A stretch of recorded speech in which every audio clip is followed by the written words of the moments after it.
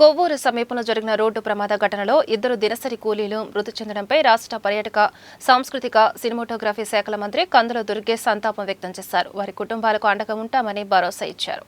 పెరవలి మండలం కానూరు అగ్రహారానికి చెందిన దవులూరి సుబ్రహ్మణ్యం, లంకె ప్రసాద్లు శనివారం తెల్లవారుజామున 6:30 కడియప్పు లంకలో పూలకుండీలో లోడ్ పనికి ద్విచక్ర వాహనంపై వెళ్తుండగా విఘ్నేశ్వర సీతంపేట సమీపంలో రంగ విగ్రహం దగ్గర వెనుక నుంచి వస్తున్న లారీ బలంగా బైక్ను ఢీకొనడంతో అక్కడికక్కడే మృతి చెందారు. అనంతరం పోస్టుమార్టం నిమిత్తం స్థానికులు వారిని కొవ్వూరు ప్రభుత్వ ఆసుపత్రికి తరలించారు. సమాచారం తెలిపిన వెంటనే మంత్రి కందుల దుర్గేష్ హుటాహుటిన కొవ్వూరు ప్రభుత్వ ఆసుపత్రికి చేరుకుని మృతదేహాలను పరిశీలించారు. ఘటనపై వివరాలు ఆరా తీశారు. తక్షణ సాయంగా బాధిత కుటుంబాలకు 10,000 వ్యక్తిగత ఆర్థిక సాయం అందించారు.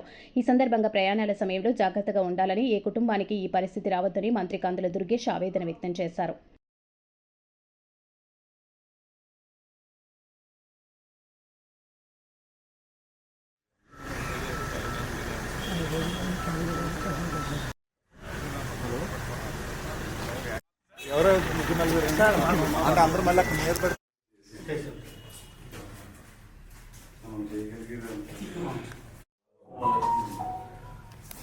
బయటికి వెళ్ళిపోతే గెస్ట్ పెట్టుకుంటే కావడం లేదు.